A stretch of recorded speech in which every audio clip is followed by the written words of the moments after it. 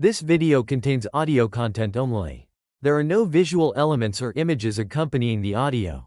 If you're expecting to see video footage, please note that this is an intentional audio-only presentation. We recommend listening to this content rather than watching the screen. Thank you for your understanding and enjoy the audio. Welcome to this exploration of the fascinating and often misunderstood history of eunuchs.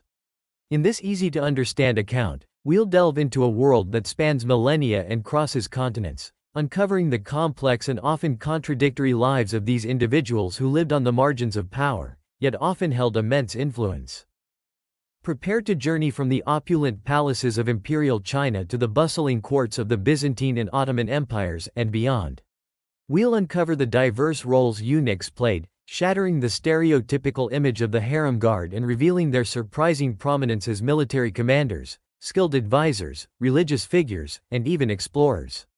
We'll examine the motivations behind castration, from punishment and social mobility to spiritual devotion and medical necessity, and explore the physical and psychological impact of this transformative procedure. This exploration will not shy away from the difficult aspects of the eunuch's story. We'll confront the brutal realities of the castration trade, the social prejudices they faced, and the challenges they encountered in navigating a world that often sought to define and confine them. We'll also celebrate their resilience, their ingenuity, and their remarkable contributions to history, often achieved in the face of immense adversity.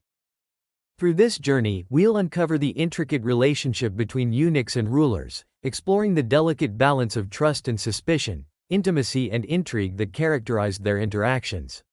We'll examine how eunuchs gained and maintained power, navigating the treacherous currents of court politics and shaping the destinies of empires. We'll also consider the eunuchs' ambiguous gender identity, exploring how they were perceived and categorized in different cultures and how their very existence challenged traditional notions of masculinity and femininity. Finally, we'll trace the decline of eunuchism in the modern era, examining the social, political, and medical factors that contributed to their gradual disappearance from the world stage. We'll reflect on their enduring legacy and consider how their stories continue to resonate with contemporary issues of gender identity, social justice, and the fluidity of human experience.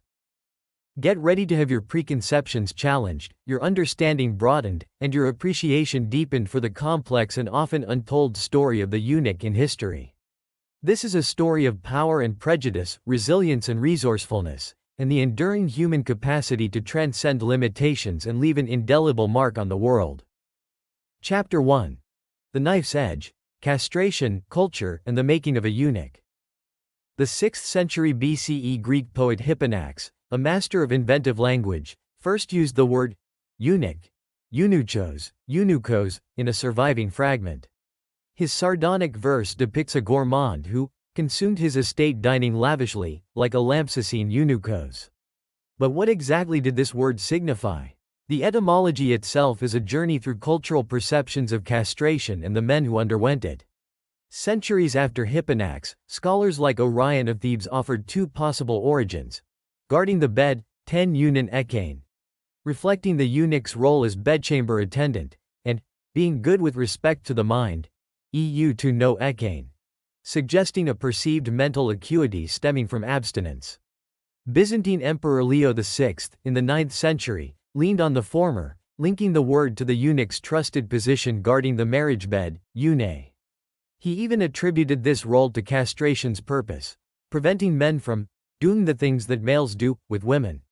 However, the 11th century monk Nikon of the Black Mountain favored the latter interpretation, suggesting that eunuch derived from well-minded, due to the trust placed in them by suspicious rulers.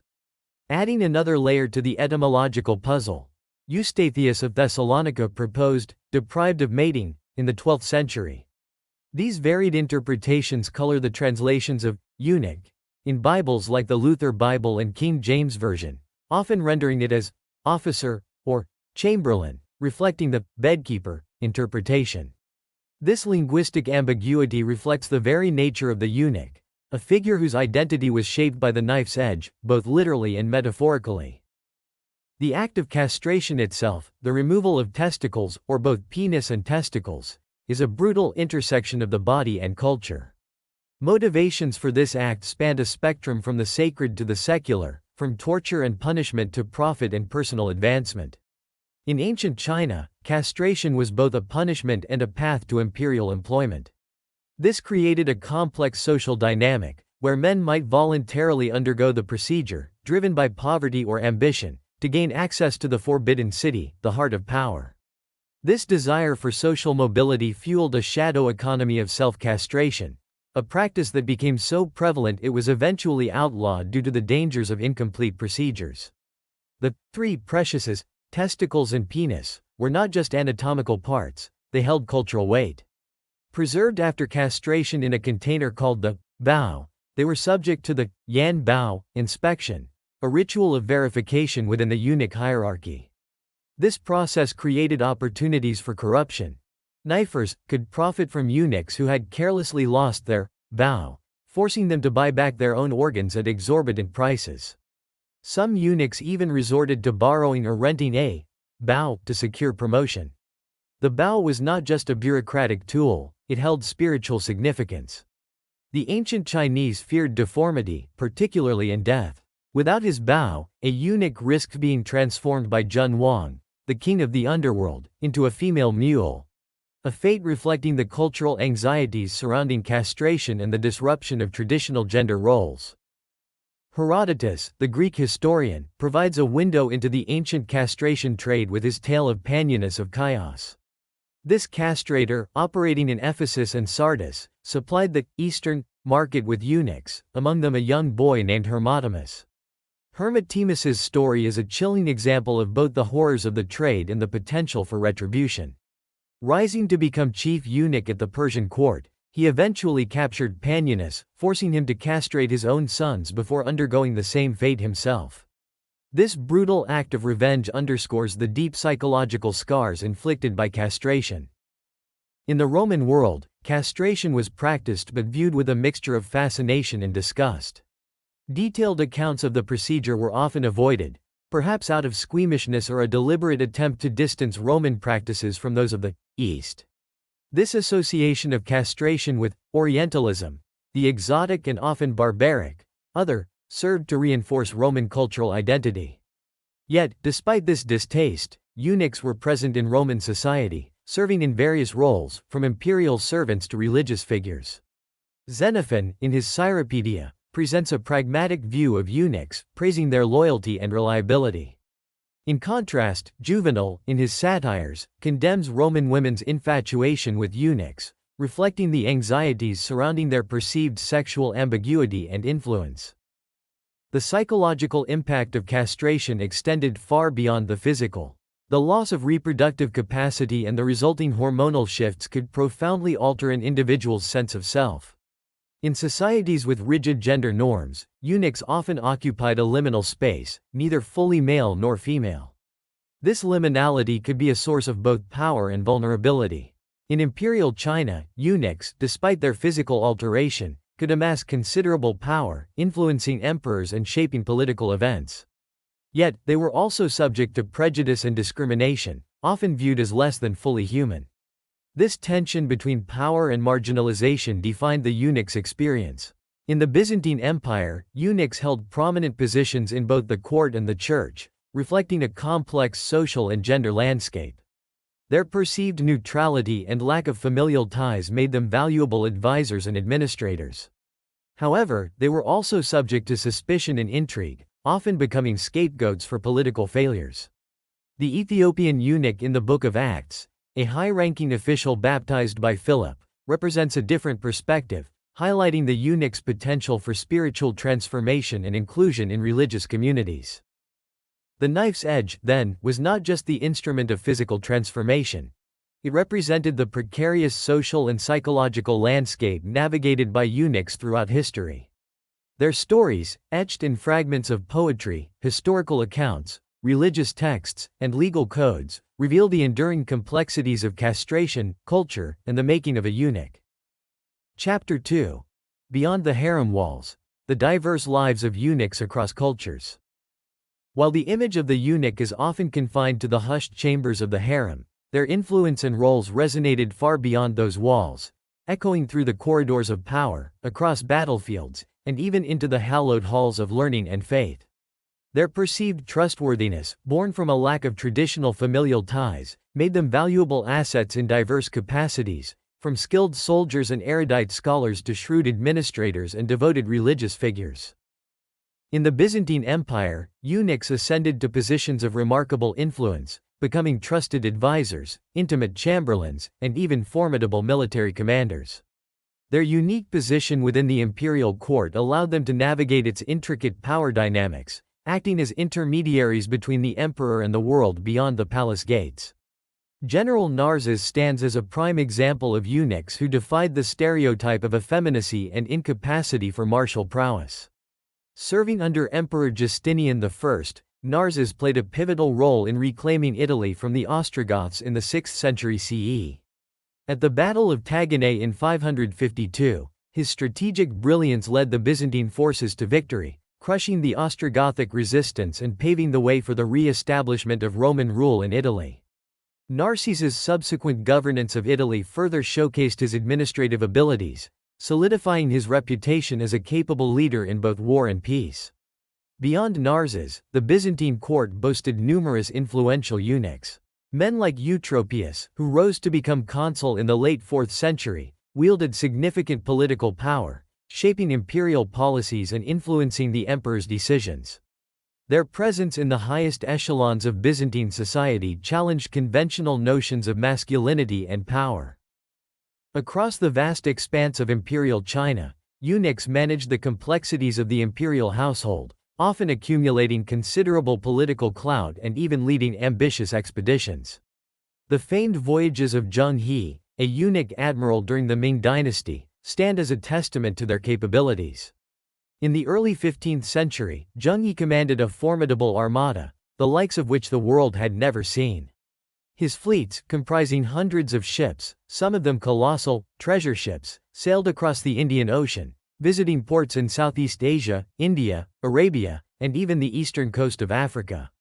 These expeditions, showcasing the might and technological prowess of the Ming dynasty, brought back exotic treasures, fostered diplomatic ties, and expanded China's influence across the globe.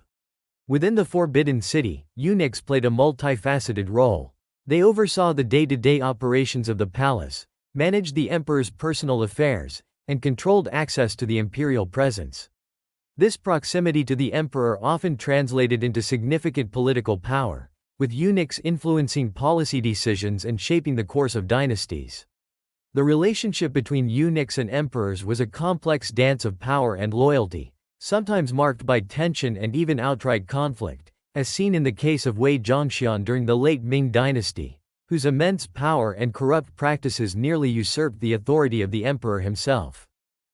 In Africa, eunuchs held prominent positions in various kingdoms and empires, their duties extending far beyond harem service. In many African societies, they served as trusted gatekeepers, guarding access to the ruler and controlling the flow of information and influence. They also played a crucial role in managing the royal treasury, overseeing finances, and ensuring the economic stability of the kingdom. In some instances, eunuchs even took on military duties, leading armies and participating in battles. The kingdom of Bagirmi, for instance, became a significant center for the eunuch trade in the 18th century, reflecting their importance in the political and social structures of African societies. Beyond the realms of politics and warfare, eunuchs made significant contributions to scholarship, the arts, and religious life. In some cultures, they were esteemed for their intellectual abilities and served as scribes, scholars, and advisors to rulers. Sima Qian, a Chinese eunuch scholar of the Han Dynasty, is renowned for his monumental work, The Records of the Grand Historian, a comprehensive history of China that remains a cornerstone of Chinese historiography.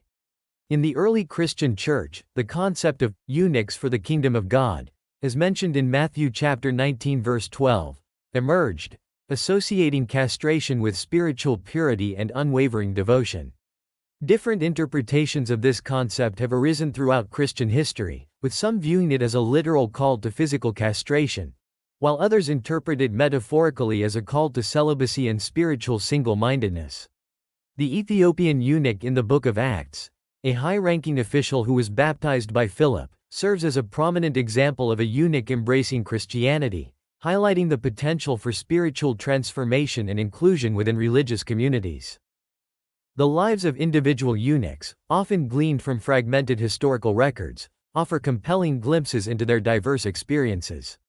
The story of Malik Kafur, a eunuch who rose to become a powerful military commander in the Delhi Sultanate during the 14th century, demonstrates the extraordinary heights some eunuchs could achieve. His military prowess and strategic acumen earned him the trust of the Sultan, and he played a key role in expanding the Sultanate's territories. In contrast, the experiences of the Hiras in South Asia, a community often associated with the term eunuch, highlight the marginalization and discrimination faced by many gender nonconforming individuals.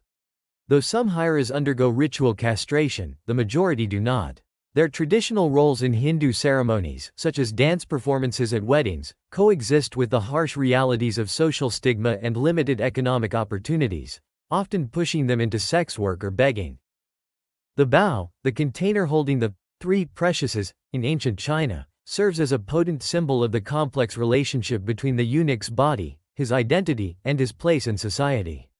The fear of becoming a female mule in the afterlife, a fate awaiting those without their bao, reflects the deep-seated cultural anxieties surrounding castration and the disruption of traditional gender roles.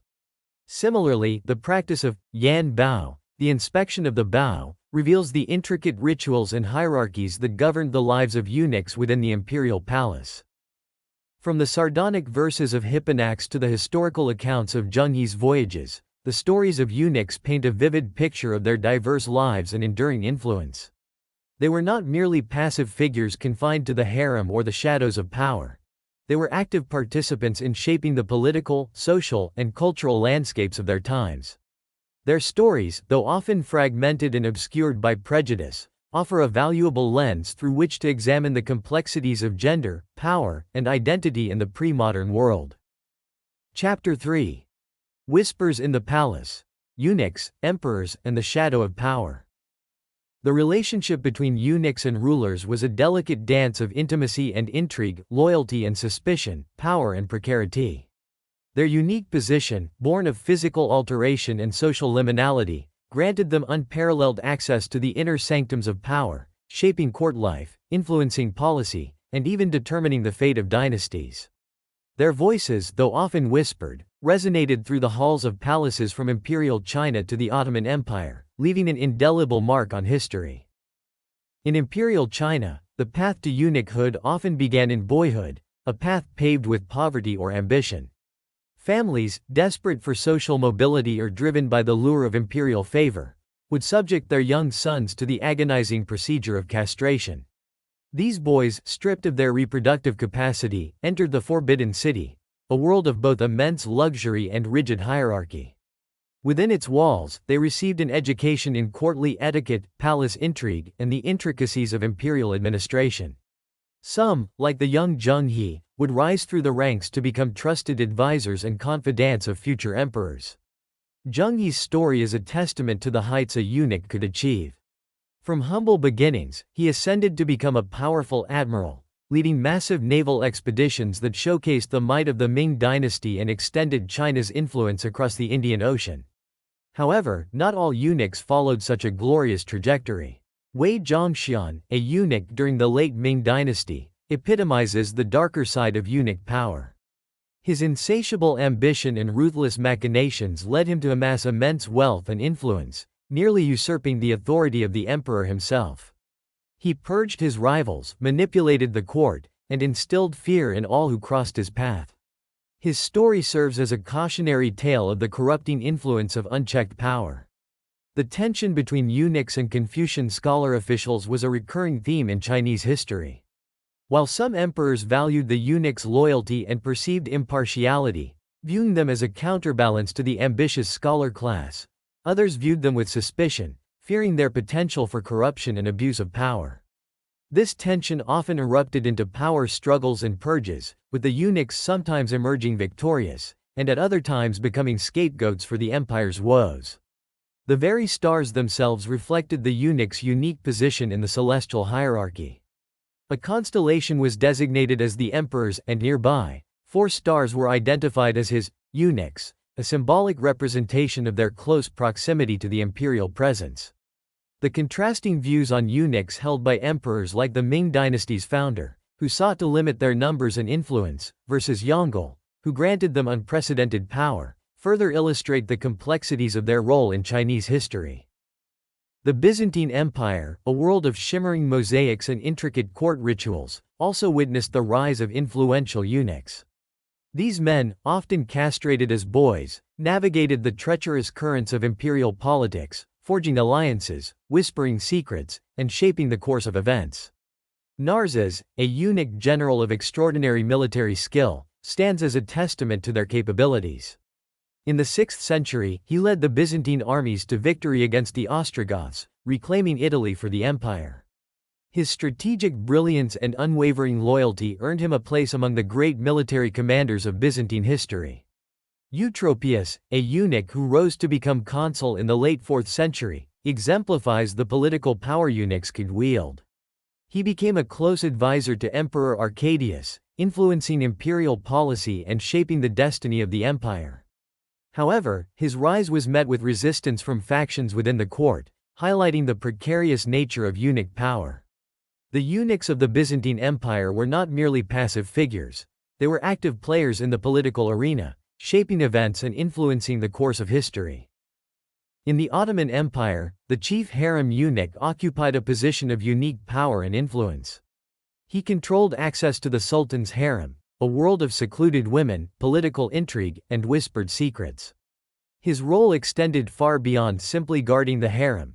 He oversaw its administration, managed its finances, and played a key role in the education and upbringing of the royal children.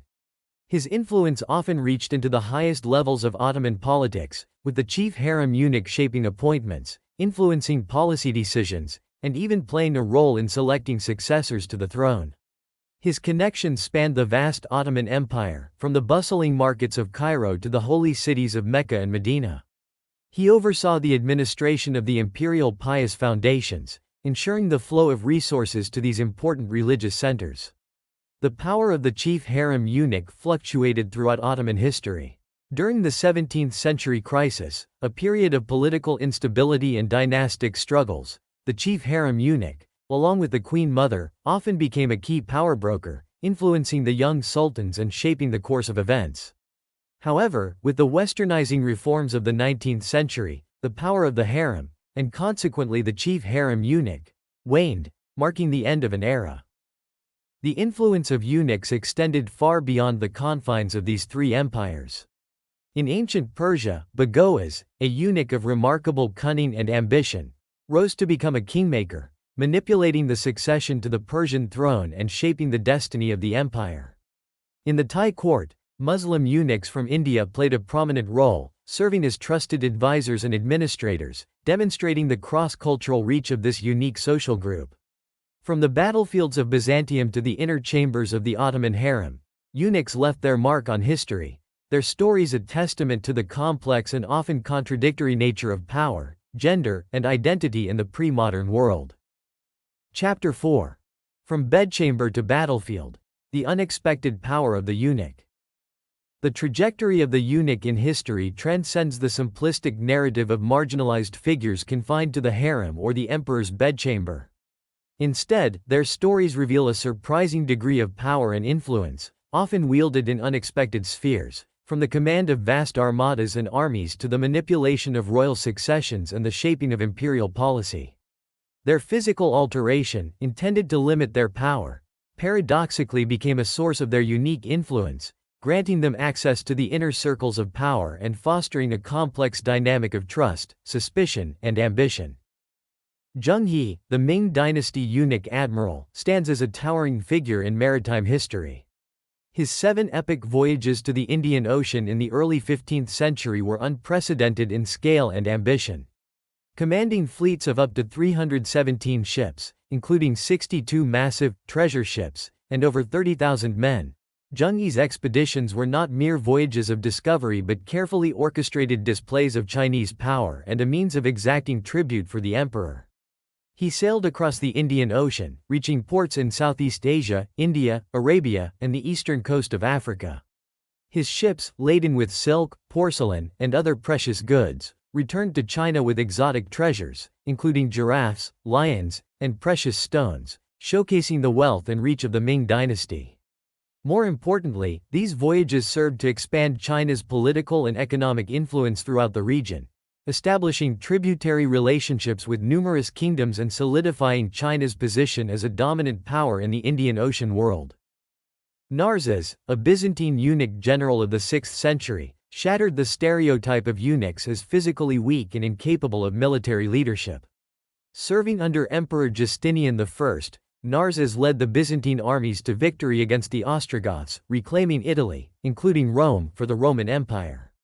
His military genius was particularly evident in the Battle of Mons Lactarius, 552 or 553 CE. Facing a formidable Gothic army, Narses, despite his advanced age, fought alongside his troops, encouraging them to stand firm and repelling the enemy's fierce attacks. His victory at Mons Lactarius marked the turning point in the Gothic War, leading to the expulsion of the Ostrogoths and the restoration of Roman control over Italy. Narses's success not only demonstrated his exceptional military skills but also challenged deeply ingrained prejudices about eunuchs and their capabilities. The chief harem eunuch in the Ottoman Empire, while ostensibly responsible for the harem, wielded power that extended far beyond its walls. His control over access to the Sultan, the ultimate source of authority, gave him considerable leverage over viziers, officials, and even members of the royal family. Those seeking the Sultan's favor, whether for political appointments, policy decisions, or personal gain, had to curry favor with the chief harem eunuch, making him a gatekeeper to power and a central figure in Ottoman court politics. He cultivated a vast network of clients and informers throughout the empire, gathering intelligence, manipulating events, and advancing the interests of his allies. A key element of his power base was his control over the administration of the imperial pious foundations, particularly those in Mecca and Medina. Egypt played a crucial role in this, as it provided the grain for these holy cities, giving the chief harem eunuch significant economic and political leverage. Hujja Basir Aga, a powerful 18th-century chief eunuch, exemplified this influence. Known as a vizier maker, he held lavish garden parties that became a stage for political maneuvering and the display of luxury goods, often acquired through the burgeoning trade with Europe. These parties showcased the intersection of political power, economic influence, and social prestige, with the chief harem eunuch at the center of it all.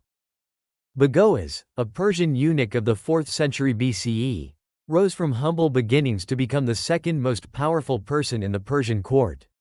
His early career included service in Artaxerxes III's campaign against Egypt, where he likely honed his political and military skills. He subsequently became a key figure in manipulating royal successions. He orchestrated the murder of Artaxerxes III and installed his son, Asses, on the throne. Later, he poisoned Asses and placed Darius III in power. Baghoaz's ambition, however, ultimately led to his downfall. He plotted to replace Darius, but his scheme was discovered, and he was forced to drink the poison he had intended for the king. Baghoaz's story is a dramatic illustration of the heights a eunuch could reach and the dangers inherent in such a precarious position. The stories of these powerful eunuchs are not isolated incidents but reflect a broader pattern across cultures and throughout history. Malik Kafur, a eunuch in 14th-century India, rose to become a prominent military commander in the Delhi Sultanate, leading armies and expanding the Sultanate's territories. His story, like that of Zheng and Narses, demonstrates the capacity of eunuchs for military leadership and their ability to wield significant power. In the Roman Empire, despite laws prohibiting castration and social prejudices against eunuchs, individuals like Spurus, a favorite of Nero, and Irenaeus, favored by Domitian, held prominent positions in the imperial court. Posides, another Roman eunuch, was rewarded by Emperor Claudius for his service during the invasion of Britain. Eutropius, a eunuch who became a powerful consul in the late 4th century, faced opposition from those who considered his appointment an abomination, highlighting the persistent prejudice against eunuchs even as they ascended to high office. In Imperial China, eunuchs gained and maintained power through a variety of means. Their control over the flow of information within the palace gave them leverage over emperors and officials. They formed alliances with powerful figures, including empress dowagers and influential wet nurses, consolidating their position and expanding their influence. Their involvement in managing the imperial household and finances gave them control over vast resources and further enhanced their power. However, their rise was often met with resistance from Confucian scholars, who viewed them as rivals and attributed dynastic failings to their influence. The practice of preserving the bao, the container holding the castrated organs, and the ritual of yan bao, its inspection, reveals the complex social and symbolic significance attached to castration in the eunuch's body. The eunuch's path to power was often fraught with peril. The castration procedure itself was risky, with high mortality rates. Those who survived faced a life of social liminality, neither fully male nor female, often subject to prejudice and discrimination. Yet, despite these challenges, eunuchs could and did achieve remarkable power and influence, their stories defying simplistic stereotypes and challenging our understanding of gender, power, and identity in the pre-modern world. From the whispers in the palace to the commands on the battlefield, eunuchs played a far more significant role in shaping history than traditional narratives often acknowledge. Chapter 5. The Eunuch's Legacy, Shifting Perceptions and Enduring Stereotypes. The eunuch's journey through history is a tapestry woven with threads of reverence and revulsion, power and prejudice, influence and invisibility. Their stories, often fragmented and obscured by myth and misconception, challenge our understanding of gender, power, and the very nature of what it means to be human. From the sacred rituals of ancient temples to the intricate power dynamics of imperial courts, eunuchs have occupied a unique and often contradictory space in human societies, leaving behind a legacy that continues to resonate in modern times. The perception of eunuchs has been as fluid and multifaceted as the roles they inhabited. In ancient Egypt, they were not merely figures of authority, they were integral to the functioning of the royal court, serving as trusted advisors, administrators, and guardians of the pharaoh's inner circle. Their presence in Egyptian art, often depicted alongside pharaohs and other high-ranking officials, reflects their elevated status and the respect they commanded. However, this respect was not universal. In ancient Greece and Rome, eunuchs were viewed with a mixture of fascination and contempt. Their physical alteration, often associated with Eastern cultures, was seen as both exotic and barbaric. Greek historians like Herodotus, while acknowledging the eunuchs' presence in the Persian court, often portrayed them as instruments of despots, reinforcing the Greek perception of their own cultural superiority. Roman writers like Juvenal, in his satires, expressed disgust at the growing presence of eunuchs in Roman society, associating them with decadence and the decline of traditional Roman values. This ambivalence towards eunuchs, a blend of curiosity and disdain, is reflected in Roman literature and art, where they are sometimes depicted as objects of ridicule or figures of sinister influence.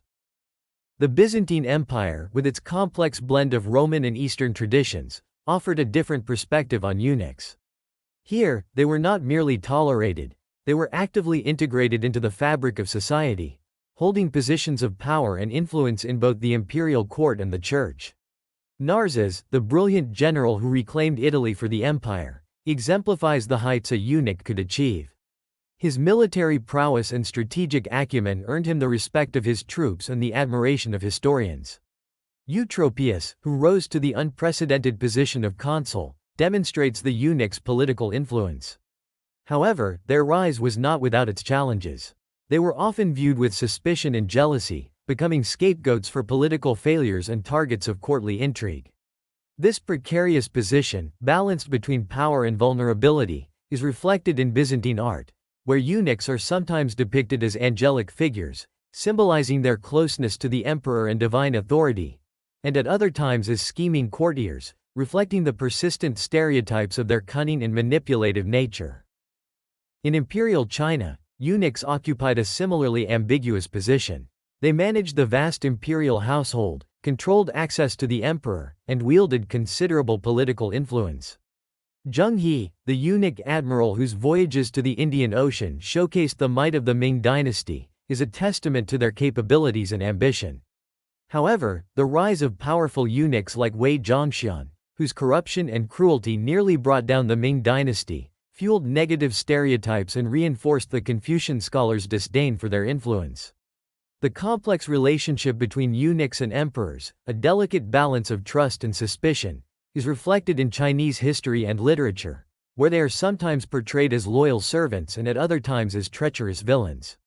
The preservation of the bao, the container holding the castrated organs, and the ritual of yan bao, its inspection, further highlight the cultural significance attached to the eunuch's body and his ambiguous position in Chinese society. The Ottoman Empire, with its vast harem and intricate courtly hierarchies, provides yet another perspective on the eunuch's role. The chief harem eunuch, a figure of considerable power and influence, controlled access to the sultan's inner circle and played a key role in palace politics. His connections extended from the bustling markets of Cairo to the holy cities of Mecca and Medina, reflecting his involvement in both the economic and religious affairs of the empire. However, the power of the chief harem eunuch, like that of eunuchs in other cultures, was contingent on the favor of the sultan and the shifting alliances within the court. The westernizing reforms of the 19th century ultimately led to the decline of the harem and the diminishing influence of the chief harem eunuch, marking the end of an era. The question of the eunuch's gender identity has been a source of fascination and debate throughout history. While their physical alteration placed them outside the traditional male-female binary, their social roles and status varied considerably across different cultures. In some societies, they were viewed as a third gender, occupying a liminal space between men and women. The Hairas of South Asia, for instance, are a community that embodies this fluidity of gender identity. While some Hairas undergo ritual castration, the majority do not. They dress in saris, wear heavy makeup, and participate in traditional Hindu ceremonies, often associated with fertility and blessings. Their social status, however, is often marginalized, and they face discrimination and limited economic opportunities. In other cultures, eunuchs were primarily identified as male, albeit with a diminished or altered masculinity. In the Byzantine Empire, for example, eunuchs, despite their physical alteration, were often seen as embodying a form of idealized masculinity, associated with piety, loyalty, and self-control. This perception is reflected in Byzantine art, where eunuchs are sometimes depicted as angelic figures, symbolizing their spiritual purity and closeness to the divine. The legacy of eunuchs extends far beyond the pre-modern world. Their stories continue to resonate with contemporary issues of marginalization, gender identity, and the fluidity of social categories. The eunuch's historical experience challenges our understanding of power dynamics, highlighting the complex ways in which societies have categorized and marginalized those who defied traditional norms. Their stories also offer a unique perspective on the relationship between the body, identity, and social status, reminding us that gender is not simply a biological fact but a complex social construct. The eunuch's journey through history, a journey marked by both opportunity and oppression, serves as a powerful reminder of the enduring human capacity for both cruelty and compassion, and the ongoing struggle for recognition and acceptance in a world that often seeks to define and confine us within rigid categories. Their stories, though often whispered and obscured, deserve to be heard, for they speak to the enduring human quest for belonging and the ever-evolving understanding of what it means to be human. Chapter 6. The Vanishing Voice, the Decline of Eunuchism and the Rise of Modernity. The eunuch, a figure once woven into the fabric of power and courtly life across diverse cultures, gradually faded from the world stage with the advent of modernity. This decline wasn't a sudden disappearance but a slow unraveling, a complex interplay of shifting social norms, medical advancements, political upheavals, and evolving understandings of gender and sexuality. The eunuch's vanishing voice, however, echoes through history, prompting us to reflect on the forces that shaped their fate and the lasting impact of their unique presence on our understanding of power, identity, and the human condition. One of the key factors contributing to the decline of eunuchism was the rise of modern medicine. As medical knowledge advanced, castration became less necessary as a treatment for certain medical conditions. New surgical techniques and therapies emerged, offering alternative solutions that did not require such a drastic and irreversible procedure. This diminished the medical rationale for castration, reducing the demand for eunuchs in medical contexts. Furthermore, changing social attitudes played a significant role. As societies became more open and accepting of diverse gender identities and sexual orientations, the rigid gender roles and social hierarchies that had once defined the eunuch's place began to erode. The eunuch, often perceived as occupying a liminal space between male and female, became less of an anomaly, and the practice of castration lost some of its cultural significance. Political reforms and upheavals further accelerated the decline of eunuchism. The abolition of slavery, championed by movements like the British abolition movement in the 19th century, had a profound impact on the eunuch trade in Africa. This trade, which had supplied eunuchs to courts across the Islamic world and beyond, was disrupted by the growing international pressure to end the enslavement and exploitation of African peoples. In China, the waning years of the Qing dynasty witnessed a series of political reforms that ultimately led to the expulsion of eunuchs from the imperial court. In 1923, the child emperor Puyi, influenced by his Scottish tutor, blamed the eunuchs for a fire in the Forbidden City and used this as a pretext to dismiss them, marking the end of their centuries-long presence in the Chinese imperial court. Sun Yaoting, the last imperial eunuch of China, lived through this tumultuous period, witnessing the dismantling of the world he had known since boyhood. His life, spanning the late Qing dynasty and the People's Republic of China, provides a poignant example of the eunuchs' transition into a world without their traditional roles. He died in 1996, his passing symbolizing the end of an era. Modernity presented eunuchs with unprecedented challenges. As their traditional roles disappeared, they were forced to adapt to a world that no longer had a designated place for them. Some struggled to find new roles in society, facing discrimination and prejudice due to their physical alteration and the social stigma associated with eunuchism. In India, the Hairas, a community often associated with the term eunuch, faced an ongoing struggle for recognition and rights. Though some Hairas underwent ritual castration, the majority did not, and their identity was rooted in a complex blend of gender, sexuality, and cultural tradition. They faced discrimination in employment, housing, and access to basic services.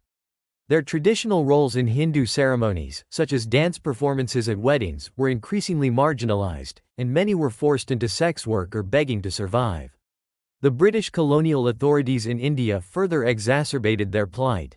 In the 19th century, the British, driven by anxieties about the Hairas' perceived sexual deviancy and their challenge to colonial norms, implemented policies aimed at erasing the Hijra community. They were registered, surveilled, and their traditional practices were suppressed. Children living with Hairas were forcibly removed, and the community faced constant harassment and persecution. The Hairas' struggle for survival and recognition in the face of colonial oppression serves as a powerful testament to their resilience and their ongoing fight for social justice. The legacy of eunuchism continues to shape our understanding of gender, power, and identity. Modern scholarship is challenging traditional narratives and stereotypes, revealing the diverse lives and unexpected power wielded by eunuchs in various cultures. Historians are uncovering the stories of eunuchs who rose to become military commanders, admirals, scholars, and even kingmakers, defying the simplistic image of the eunuch as a passive and powerless figure.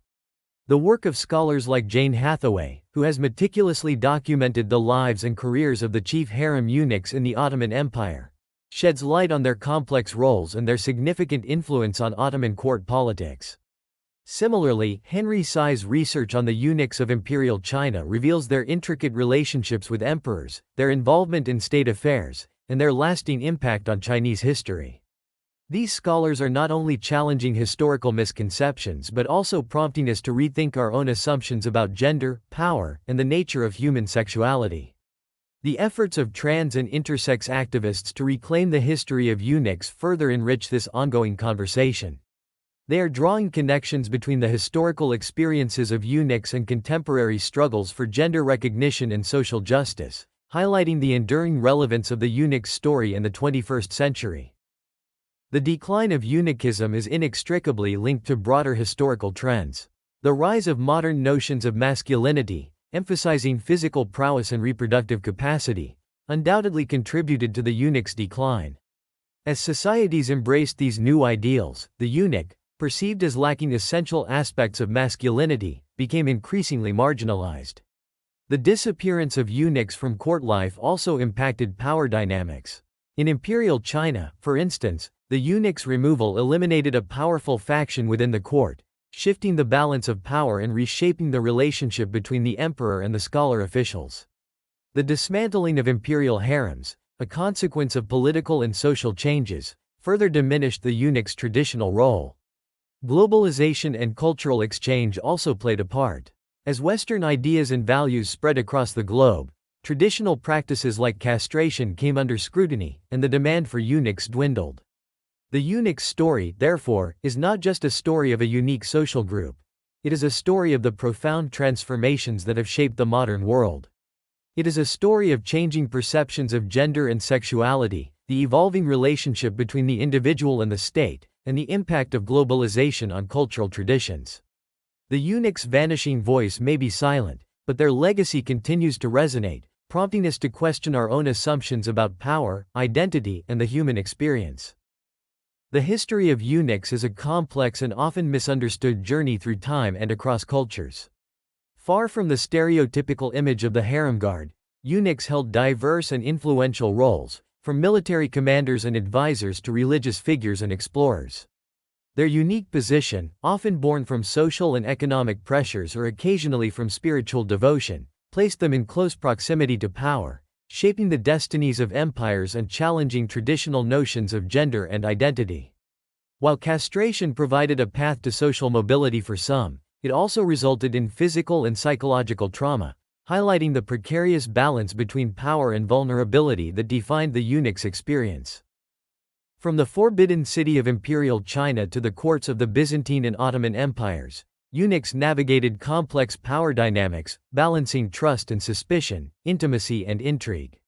Their perceived lack of familial ties made them valuable assets to rulers, but also subject to prejudice and social marginalization.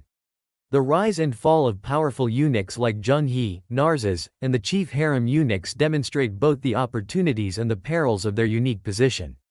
Their stories challenge our understanding of masculinity and power, revealing the fluidity of social categories and the diverse ways individuals have navigated societal expectations.